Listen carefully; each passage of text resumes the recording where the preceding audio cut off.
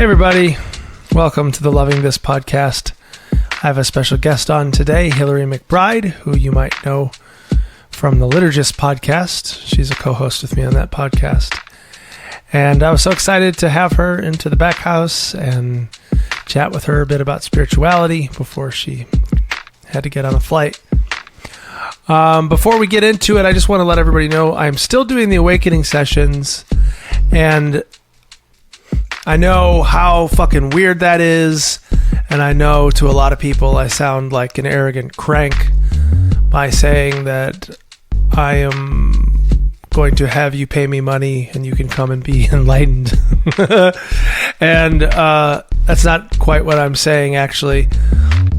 But I also don't know how to do it without money being involved for a number of reasons. That being said, though, I've never wanted to make this a money-centric thing. And if you are a person who's interested in these sessions but can't afford them, please email me at michael@awakeningsessions.com and tell me why you want to do it. And I have a reserved amount of pro bono slots. I would love to do that for everybody, just kind of take really specific people with really specific needs. But it's hard to do that for everybody. And part of the reason that the normal sessions cost is to weed out sort of the people that would just be like, I'm gonna try this. I'm gonna talk to Michael Gungan for a little bit, hang out, and just kind of see. I'm looking for people who are earnestly seeking sight and awareness and clarity.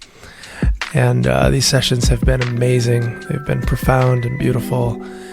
And I'm not doing it to try to change careers. I'm still a musician by trade. I'm not trying to be a spiritual teacher for my job, but it does take time and energy. And again, I'm looking for people who are really earnest, and sometimes paying money for something actually helps you value it, and it kind of does some of the weeding of certain kinds of people who might be a little bit more predatory with your time.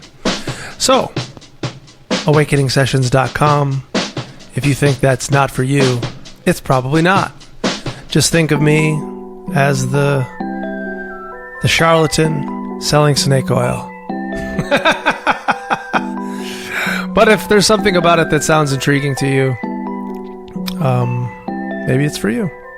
I've got plenty of shit to do. I don't want to try to sell any of you on this. But if it's calling you, come on, let's talk. All right. Hope you enjoyed today's episode. Guys, Hillary McBride is here. What a pleasure to be here with you, Michael Gungan. We just did a topless photo shoot. We did a topless photo shoot. With Mike McCarg. Who signs Mike, yeah. It wasn't full topless. They used a little trickery. You still had a bra on, but it made it look like we were all topless. Yes. I don't know what we're going to use that for, but it's there now. It exists in ones and zeros. Yeah. Okay. Okay. If people, I'm sure most people that are listening to this know who you are. Give us a quick, who is Hillary McBride? Ooh, what a question. I've been thinking about how I answer that question, because the more interviews I do, the more I get asked to describe what I do. It's a bad question. Well, it makes me think about how I communicate what my experience of myself is. I think it would be easy to say, and I previously have said, I'm a therapist, a researcher, I speak, I write, that kind of thing. But it makes me think about if that feels like my primary identity for myself, in that order as a therapist, I am a therapist, or if that's a useful shorthand when I'm introducing myself on a podcast. But if maybe for the sake of this podcast, I'll say, I feel like I'm someone who delights in life and the existence of being alive. That's who I am. I can vouch for that. You're one of my favorite people on earth, Hillary. It's true. It's very true. And you're the most embodied person that I know. Pretty sure. I'm just looking into your eyes. I'm just... Oh, it's Mr. just so true. You're just full of light and joy, and thank you. Yeah, and you've changed. Hillary McBride has changed all of the closest people in my lives.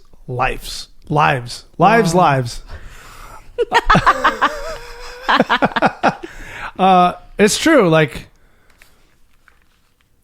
Lisa, and Mike, and myself, William, all the people that listen to the podcast. Like you've brought such a needed and beautiful energy to so much of our lives. So I'm so happy that you're on here, because I wanted to. There's a couple issues that I'd love to hear from you on as it relates to like kind of how the spiritual thrust of this podcast. Yeah.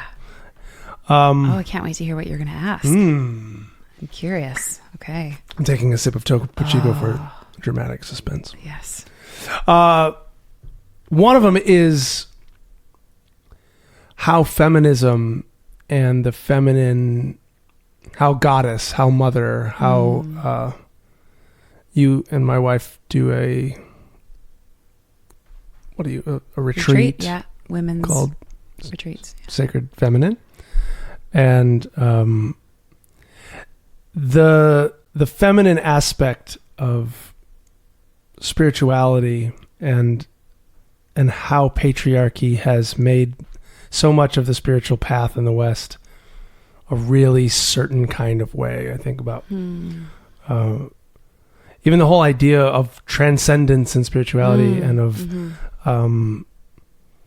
obviously Father God and getting rid of most of the only female imagery in the Christian world that I've encountered gets allocated to Mary, which is great, but it's still, people are like, but Mary's not God. Right. So I'm just curious to see, I would love to hear some of your thoughts on feminism and how it relates to spirituality and to spiritual growth, and to growth is I guess kind of a weighted term, but where we're at as a culture. What does feminism and what does it have to do with spirituality, and what and how are the two interrelated? Okay. Oh, here we go. Okay. It's a big question. I know. I was like, you just started. I just enjoyed. That's an area that I wanted to talk about. Okay. Some thoughts as I'm listening to you talk are that feminism and feminine are different, and so I might distinguish those terms from each other. So, feminism for me, or kind of as I experience it or understand it, is the critique of androcentrism and the primacy and superiority of the male perspective, of maybe even masculine ways of being, and the submission in hierarchies of power of people, women, anyone who isn't a particular embodiment of life gets somehow devalued to the bottom of the hierarchy. And so the feminist critique of life and social structures is to say, we miss out. Not only do people at the top of the hierarchy miss out, but everybody misses out when there are these hierarchies of who's more valuable, who has more power, what one way of being is. But I think that whether it's a conflation or whether it's accurate, I think that often the feminist movement has been associated with using masculine forms of power to create more access for women to roles of power that men have previously held. So one critique that I've heard is that feminism has tried to get women into men's spheres instead of adding something that was missing to patriarchy or shifting the power balance. I think of feminine and masculine as these constructions that are really helpful shorthands for like ways of being in the world, but that don't necessarily go with sex. Although that's the problem, right? Is that women have been told, if you're born with certain genitalia, you should behave this way. Yeah, you should be femme. Yeah. So when I think about spirituality, I think about how this all relates to spirituality is that there has been this way of experiencing or perceiving spirituality that caters to one way of understanding or moving through life that has been most accessible or most understood by men, particularly wealthy men in positions of power. And you brought up the idea of transcendence earlier. And transcendence, in contrast with immanence, which I can talk about in a second, transcendence is this idea that the way that we get to God is to leave what's happening now, to get away from this, to get away from life, to get away from the sweat and the blood and the pain and the tears and the rhythms to some higher reality that is somehow not here. Yeah. And that has been really useful historically for men who were wealthy and in positions of power and privilege, because they could leave their homes and go to monasteries, go to universities, go philosophize and leave the daily rhythms. And that was seen as being the best and most important way to get to God. Ascending into the heavens. Exactly. Yeah. And when you think about words like the ivory tower, right? Literally climbing these rungs of existence to get away from what's on the ground, the demands and the pain of life. And the Heavenly Father is up in heaven. That's right. Wow. Yes. Yeah. Certainly not here. Certainly not in the rhythms of life and in our bodies. So to contrast that divine immanence would be to say that God is actually here. God is this right now, and that we learn about the mystery, the great mystery, by paying attention to what's happening right now. So you don't have to leave your house to go to a monastery to meditate for 10 days in silence. You can look into the eyes of your kid who's crying. You can bake a birthday cake. You can clean out the car and spend some time with friends and eat a good meal. And that's where God is. Well, shit, Hillary. We got a podcast going now. This is a good one. Okay, here we are. That's exactly what I wanted to hear. Okay. That's what I'm super into, like, mother energy right now.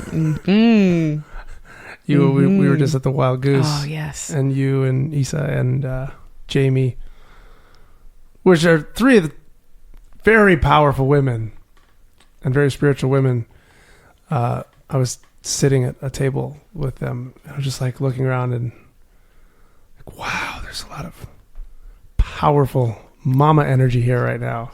I don't mean literally like only Lisa's the only mother, but like that. I don't know. I don't know.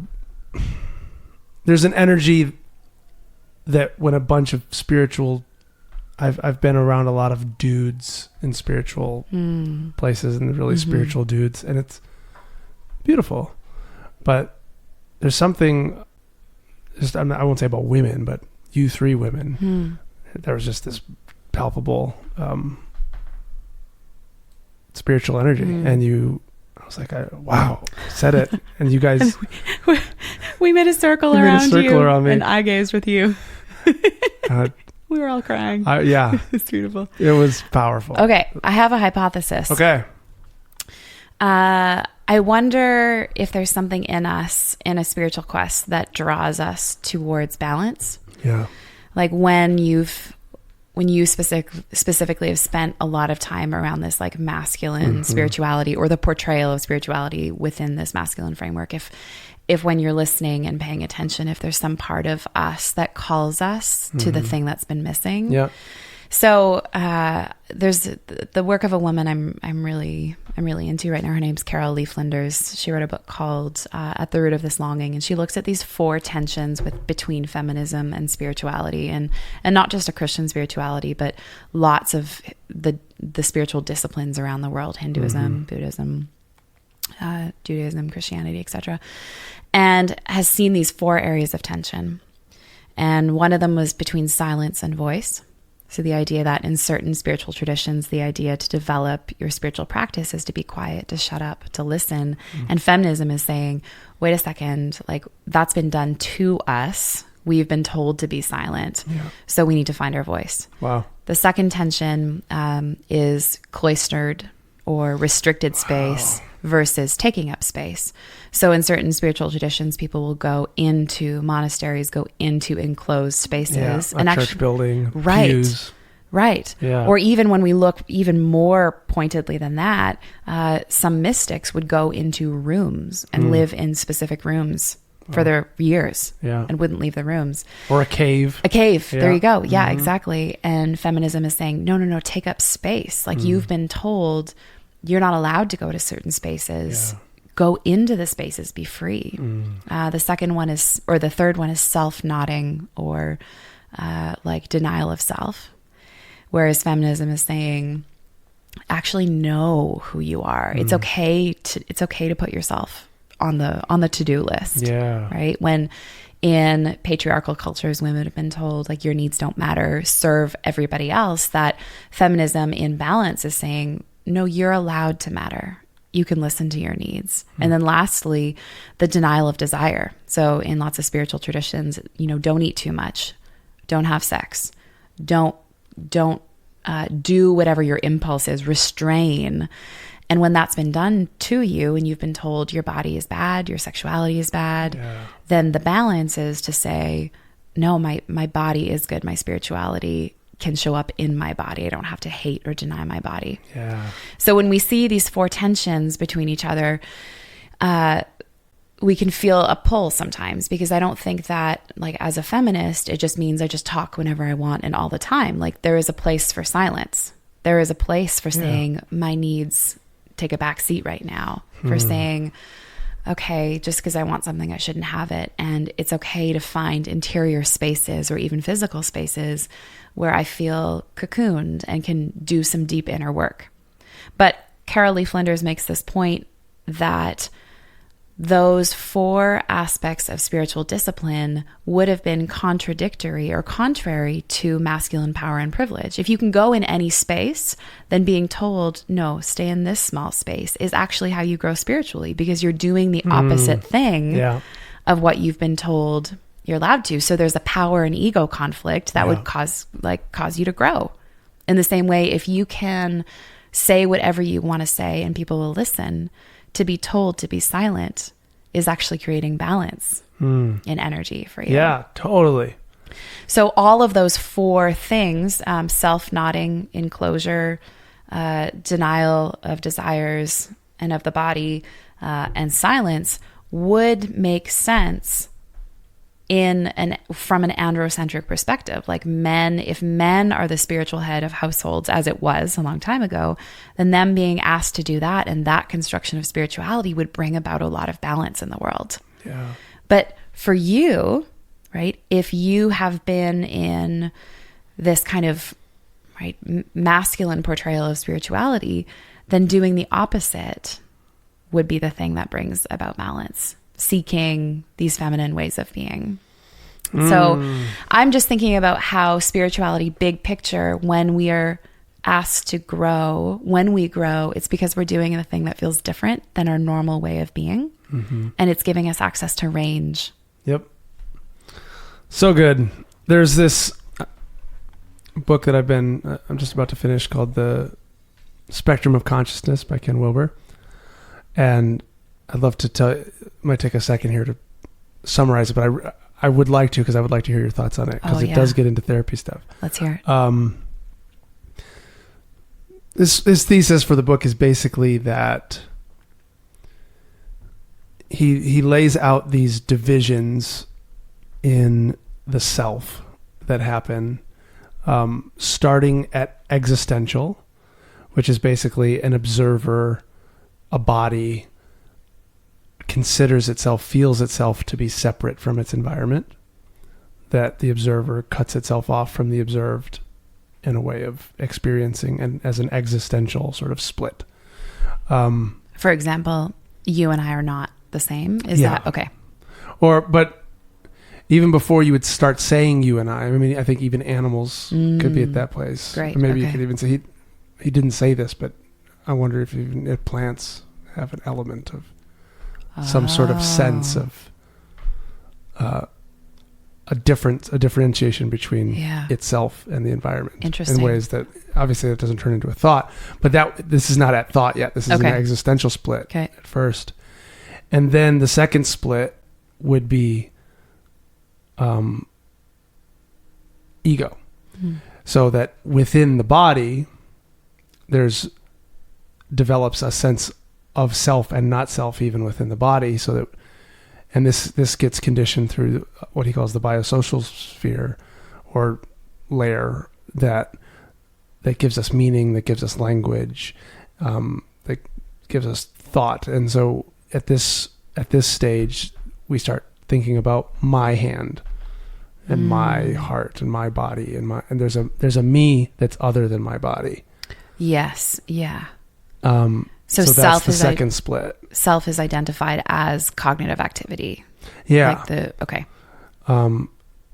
Or as a, I guess that could be defined in a number of ways, but it's a thought that splits the body from itself in some way. It could be cognitive activity. It could be, but philosophically, I think you could term that however you want. Maybe some people are like, it's not cognitive activity. It's a soul in here, or it's whatever it is. It's another me.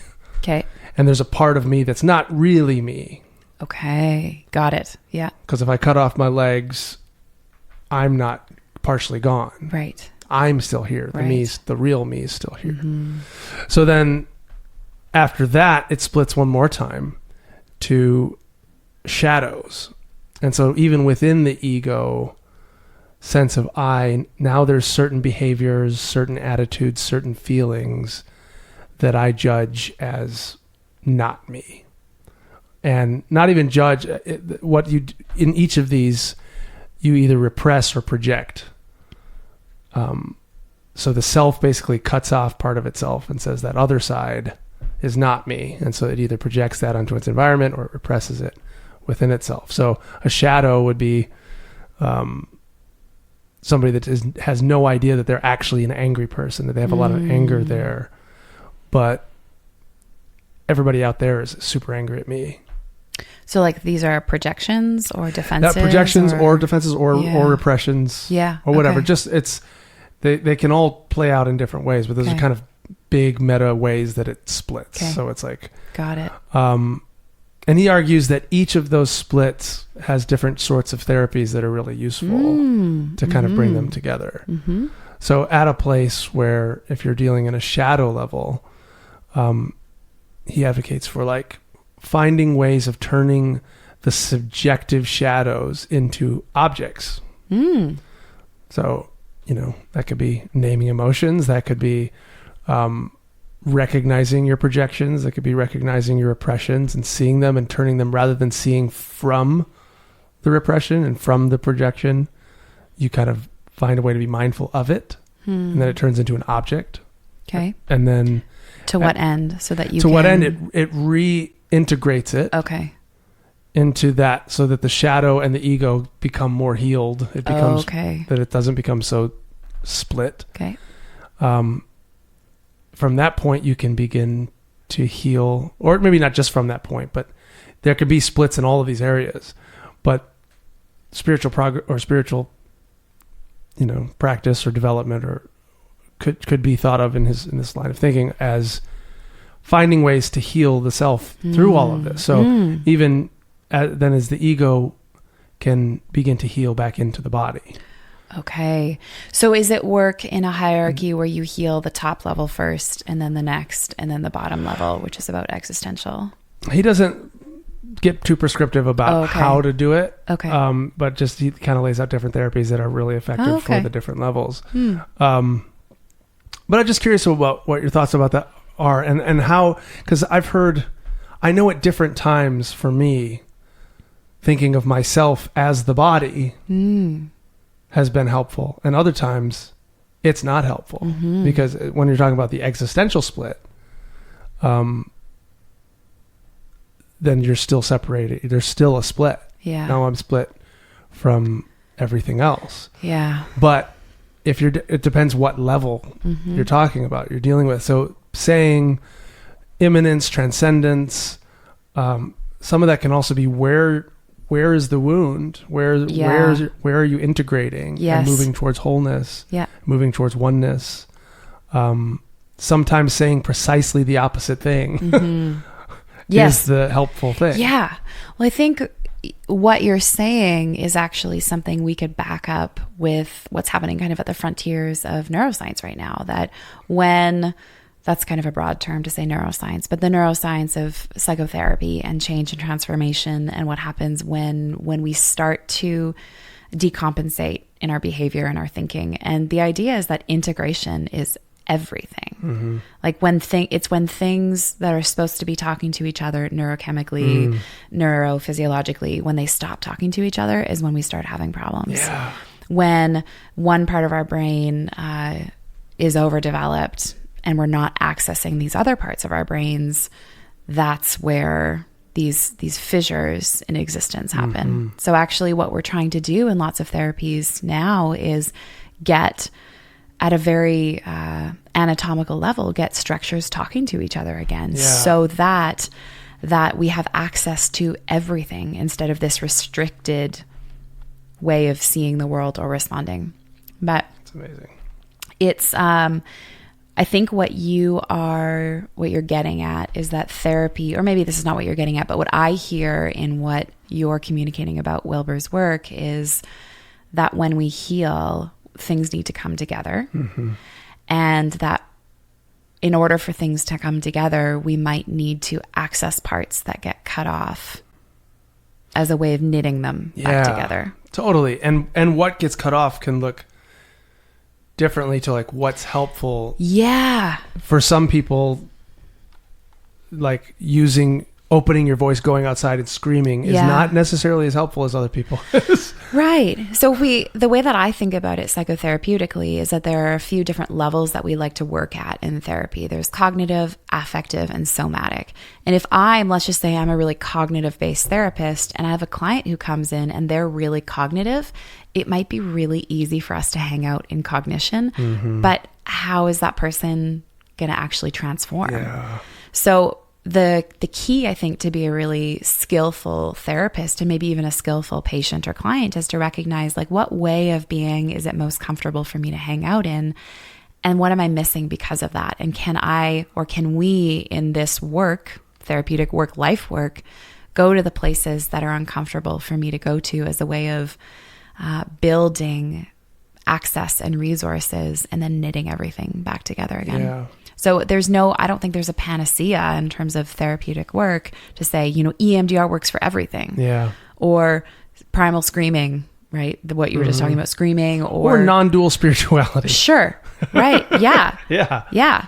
And looking at, I think that takes a skillful eye as a clinician to recognize how we as a clinician too get involved in assessing what's going on for clients and then providing treatment recommendations. Because if it's really easy for me to stay cognitive, if I haven't done my own work, then I'm probably going to provide cognitive interventions for people instead of going, oh, it's uncomfortable for me. But what you and I both need here is to have an affective experience or a somatic experience to shift the balance and to give you access to parts that you don't have access to normally. He does talk about how by the time he calls the fundamental oneness of everything mind, capital M. Cool. Yeah. And if you are in that place, and there's some exercises and stuff that he suggests to abide as mind in mind. And in that place, the other divisions are not active. Right. But I think in later books of his, he talks about how there can still be these little shadows and constrictions that even as you've had non-dual awareness, there's parts of your body, there's parts of your life experience that still might be stuck at these other places of constriction and unselfing. Okay. But there's this note that I just got sent today. Okay.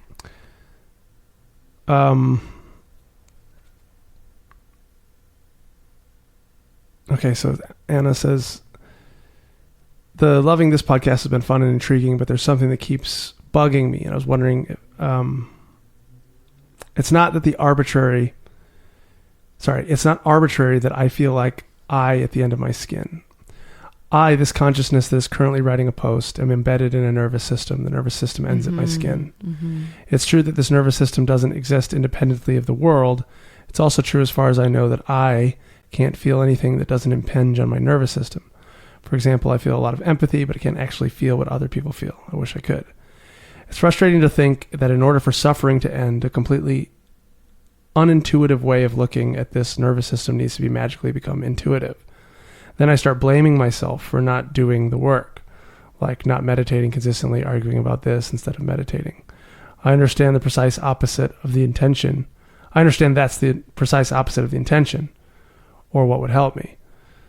I thought that was a really interesting comment and good comment, and thank you, Anna, for that. But that if you just take one level of the unification and try to apply it across the spectrum, as far as she says that she feels like she should be like not in that existential divide. Like she should be feeling oneness, should be doing things like meditating rather than, and that is precisely, in my view, that is precisely the place of constriction that maybe she could look at. Why does she feel like she needs to be experiencing anything other than what she's experiencing? Right. And that's one problem that I've had with this work is when I know when I talk about letting go completely of my sense of self, that doesn't get to be applied universally, simply, and helpfully. Amelie right now, my kid, she's still developing a sense of self, and she needs to. Right. I'm not like, she needs to have some sort of ego power in there. It's like, I can do this, and it's my free will, and it's my strength that allows me to do this. But then at some point of her life, maybe that frame needs to shift. Well, isn't that like what you were saying earlier about spending time in this masculine perspective of spirituality and then going, oh, wait a second, it's been missing something. Like, oh, I need to spend a little bit of time doing this other thing to get more of the picture that I missed when I only saw it this way. I just think of that as being what life is when we're developing, is going, oh, that was so good for this specific time. And paying attention to the inner longings that tell us, I think I'm ready for something else because that's been missing something for me. Yeah. And allowing ourselves to be in ways of being for a time, and trusting that although we can leave those, they gave us something, and that the more ways of being that we try throughout the lifespan, that we're working something out, that we're fleshing out our humanness, our existence. We're seeing more colors on the palette. Yeah, I think about how trying to rush through a certain way of being to get to another one means that we miss the goodness of what's happening right now. There you go. And that there is something beautiful in this. This is exactly what oneness wants to be doing. Right. Yeah, exactly. Quote, wants to be doing, but it's what's happening. And then there will be a time when perhaps oneness is ready for something else. Yeah, of course. Yeah. Yeah.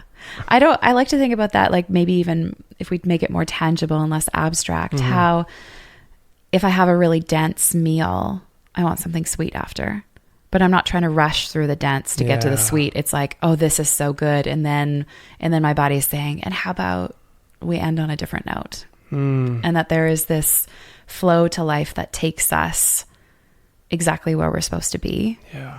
And the work is to be okay with what is. There's a paradox at the heart of it. It is like, by really being okay with what is, it actually makes what is even more beautiful. Oh, yes. Right? Like by being okay with the ugliness and the pain and the struggle and the doubt. Yeah. That's actually the big exercise that Ken offers at the end, as far as moving from the existential split into mind as mind. One of the exercises he suggests is rather than trying to, because, when you hear about meditation and all these different practices, it's like there's no thought. And so what people end up trying to do is like shut down thought. Yeah. And by who's doing it? Like it's the ego fighting the ego again. It's just more split. It's more like, no, I shouldn't be doing this. I shouldn't be expecting this. So he suggests more getting into that space. Like if I said, how are you feeling right now? What is that first second of like paying attention? It's full attention. It's 100%. Like it's the looking, it's the scanning before you start putting words to it, it's just the looking itself. And so he's like, sort of like that, sort of like it's like, speak now, I'm listening is the word phrase he uses. That mindset of like, hey, mind, body, whatever, world, I'm listening intently, 100%. And like the paradox is when you're fully attending to that listening, it's silent. The thoughts often start coming and springing up and spinning around and going crazy in the unconscious. It's when you're not fully listening and then all these other thoughts start popping in and the mind starts wandering here and there. But as you're fully listening, it all gets really still. Wow. And really silent. And it's just what is. What is. Yeah. What's coming to mind is, as you're saying that, is how that's changed my social interactions. Like the more I've been slowing down to pay attention, I've noticed this has happened over the last probably maybe year, 2 years, and more intensely, even more recently. If someone asks me a question, I haven't been prefabricating my answer to a question I thought was coming. And so I have to say, I wasn't expecting that. Can you give me a little bit to think about it? Because I realized that, like, how often do we listen and we're not really listening? We're listening to wait to talk to another person. And then they ask us something and we know what we're going to say because we haven't really been listening to them. We've been in our, like, constructing our own story and analysis about how we relate to what they're saying and what's happening for us. And it means the pace of my conversations moves so much slower. Like I've had some people say, or it just is to happen this weekend. Like, well, what would you say to that? And I had to say, I have no idea. Because as you were talking, I wasn't thinking about anything besides what you were saying. And I've realized, like, interestingly enough, that has brought up some of the inner critic, like, oh, that might make it seem like I don't have my own thoughts, or oh, that might seem like I have to wait. Other people have to wait for me. And I've then chosen to let that go because it's just been so beautiful to take in what's happening. Yeah. But it changes the way we interact. It does. Yeah. It changes the whole way we are in the world. Yeah. And I find that, the paradox of, like, you probably actually end up responding better. Right. Even though it might take longer because you're actually involved in dialogue. You probably end up learning more. You probably end up wiser in the long run for that. But I think of, like, the embodiment thing, and some back to some of the feminine thing. There's part of it that seems like by listening that you're moving into dualism, or by going into mother, you're going into, if you're trying to solve that, I just want to be one with everything. And you're like, going into a dualistic frame, or working on, just therapeutic emotional issues or whatever. There can be, I think, in the spiritual community sometimes, you get the prize that you're looking for, and you have an idea of what you think you need to do to get there.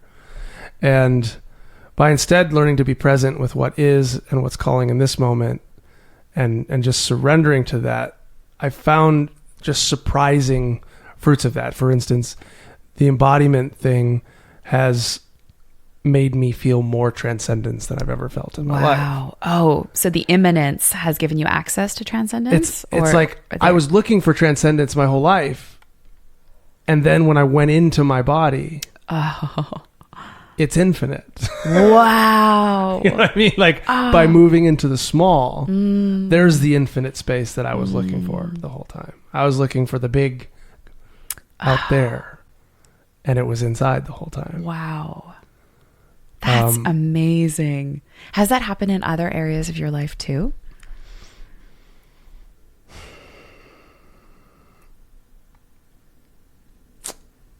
Like that paradoxical thing, or the yeah.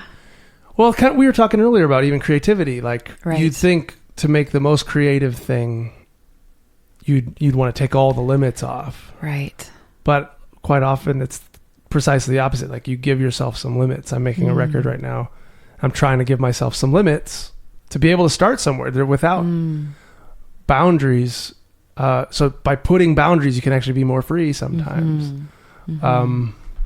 I think that kind of thing can be found in a lot of places. That I think that's kind of maybe what Jesus was talking about. It's like even when you want to live, you got to die, sort of thing. Unless a seed falls to the ground and dies, there's a paradox in all of it. That when you just surrender to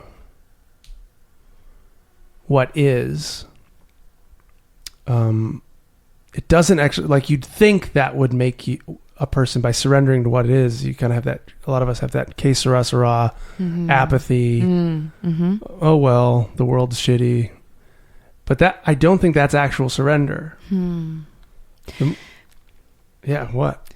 It just made me think of this quote I have in my dissertation from a phenomenologist named Max van Manen, and he says that phenomenological research as a discipline is surrendering to a state of wonder. That the surrender, when I hear those words together, I think about surrender as actually as kind of being this like letting down, but wonder as being this opening up, this broadening, paying attention and seeing like what is life, and surrendering to this state of wonder, being again that kind of tension between letting go and opening your arms up and taking pleasure and joy in just what is. Yeah. But what I found is when I surrender to what is, it includes my own reaction to what is. So my own natural empathetic reaction, or compassionate, or angry, or horny, or whatever the natural reaction, by not fighting it and by thinking it should be something other than it is, I found that it tends to make the reaction and my experience of the world more like I was seeking when I was trying to control it, but couldn't get it. I couldn't force myself to have the love and the peace and the joy and the patience and all that stuff. When I really, come on, Michael, be loving, be patient. Right. You don't be angry. Don't be whatever. But by finding those places that we've alienated, by finding the places beyond the pale, beyond the edges that we have considered to be acceptable, of any split of the self, like that part, nope, that's not me. I'm the good guy in here.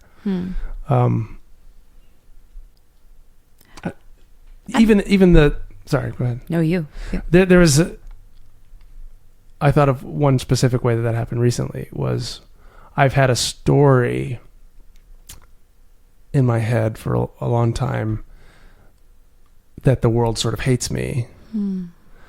And in reading this book, wondered if there was a part of me that hates the world that I didn't want to pay attention to. And Ken talks about that quite specifically. That like when there's an emotional center to something, watch out for that repression. Is it being repressed or projected? Which one is it? And if it's being projected, it could be the very opposite thing is true. So I think the world hates me. Maybe I have an unclaimed hatred of the world that if I claim it and if I notice it, that I do hate some of how this is, that actually then that hatred, it's not actually if I pay attention to it, it's not actually the primary emotion. I actually primarily really enjoy and love how this all is. But having a little bit of it in there and keeping it not projected, not repressed, allows me to turn that hatred into laughs and a little bit of snarkiness sometimes, a little bit of whatever, desire to keep doing podcasts. Right, right. Because the world is fucked up. Yeah. But if I embrace that, it actually enriches the whole experience and it makes me love it all more. Right. In a weird way. Yeah.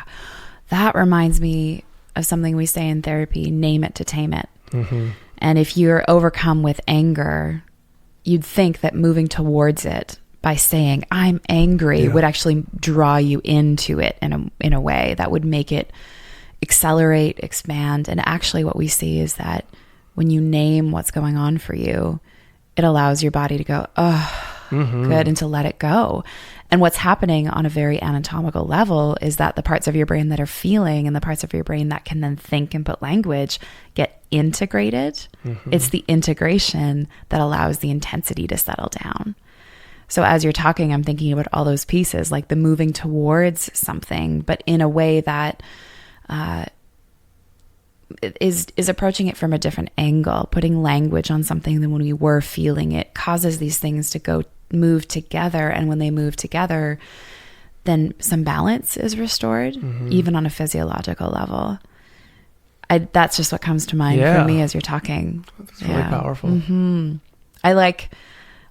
I guess as I'm sitting here, I'm noticing how much my mind is drawn to finding the practical or tangible applications of these things. And that's right. Like, and maybe that's even like, maybe that's oneness or balance happening here. Like as we're taking these things that are maybe seem abstract and putting skill or flesh or something on them in the conversation. Yeah. And that's what, when I hear Anna's note, that email, that's what I want to tell her is like, whatever that should be, like get rid of that. What are you, if that's something that if it's an extra burden to try to be one with everything. Right. Yeah. That's probably the most constricted place that's keeping you from feeling one with everything. Yeah. What would it be like? So just what's the most practical place to like say yes to? Yeah. I think I would want to say to Anna too, what is it like for you to acknowledge that you want to be one and that you're finding it hard to do so? And what is it like to just hold those both and be okay with those thrusts, those longings, those tensions, and move about your life knowing that they're there with you, as in like in a kind of an acceptance of the disappointment or the frustration. Yeah. Like bringing it with you. You can brush your teeth and go, oh wow, I'm feeling so frustrated right now, or this feels hard, or there's a should, and a longing, and isn't it all beautiful that it's all there? Yeah. Well, your friendship has brought much openness to my spirituality, and to it's just helped me, like especially the emotional stuff and the embodiment stuff, and I have been so trapped so much of my life in the cave and in the towers and in the seeking transcendence and just even things you say, but also just the way that you are. Hillary and I have these things we do together called original moments. Maybe I shouldn't tell them publicly. You can share the construct. No one could ever recapture. They're so original. We couldn't even... We just say original moment, one of us says it, and then just weird shit starts to happen. Yeah. We just do something weird. It's so but they're just so embodied, and I don't know. Yeah, your work has it's like... I don't really know how to put words to it other than it's helped me move as a person who spends all of my time, like almost all day. My thing is spiritual. I'm constantly like meditating, or I used to have hourly chimes on my phone reminding me, or what state of mind are you in? Right. So, and has sought so much like spiritual bliss, transcendence out there big, and to move into the smallest parts of my body and my emotions and the imminence of every day has brought a scope and a breadth and a depth to my spirituality that I never would have imagined. Wow. And you've been a big part of that for me. So thank you. I'm just so touched hearing you say that. And I wanted to take that in instead of start thinking about all the things I wanted to say back. So thank you. That's so kind of you. It feels to me like one of the greatest gifts to know that I could connect with someone that I care about, that they would treasure me in the way that I treasure them.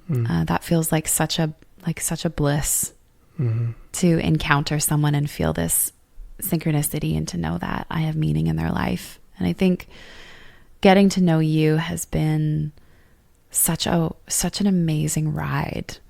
And I think one of the things, I don't think I've shared this with you, but one of the things I so admire about you is this diligence in your pursuit of the things that matter for you. Like, what I've seen you do is if something matters, you take it seriously and you seek it out, and you do, it seems, at least from my perspective, like you do the very best that you can to live in agreement with the things that are of value to you. And that feels so inspiring and compelling. And like it is, it's an adventure to see where that commitment is and where that the insight is that you have, but the consistency in your pursuit of doing and living the things that matter to you is breathtaking. Yeah. Well, shucks, Hillary. Let's just talk about how much we love you. Oh, let's talk about how much we love each other. That moves me. I don't want to brush that off with a silly joke. Thank you for saying that. Yeah, it's really amazing watching how you live all of this out and having in some way a front seat to all of these ideas that people hear in a podcast is such a joy. I just want to watch. This sounds bizarre because I also like interacting with you, but I love to just watch how your life continues to unfold. It feels like it would be one of my greatest joys to just observe and delight in how you do your experience of life. It is. I hope we live closer. I know. To the same physical location. I'm working on someday. it. We're planting seeds. Yeah. Thank you for being on the Loving This podcast. Oh, what a joy. Well, what was a joy. Oh my gosh. It went by in just a flash. It did. I keep this one a little shorter than the other one. Yeah, the other. Yeah, I was getting ready emotionally for a 2-hour recording session, and here we are. It's over so soon. Okay. I had more things I want to ask you. Maybe another time. Another time. If you would do it. Just call me this week. Oh, for a podcast. Oh yeah. I just like talking to you. Or we just talk. Yeah. All right. Okay, Thank you. Bye, everyone.